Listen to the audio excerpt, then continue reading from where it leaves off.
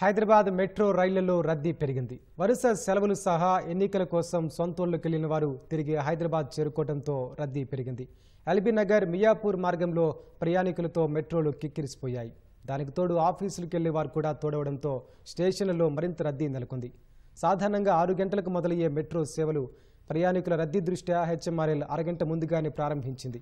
రద్దీ ఎక్కువవుతున్న దృష్ట్యా ఎక్కువ ట్రిప్పులు నడిపే అవకాశం ఉంది.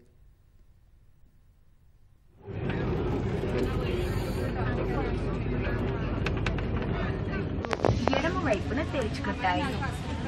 अगला station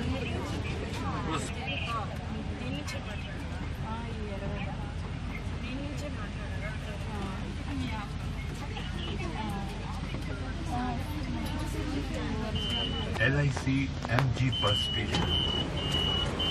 LIC MG bus station వైపున తెరుచుకుంటాయి. अगला स्टेशन बाईं तरफ खुलेंगे।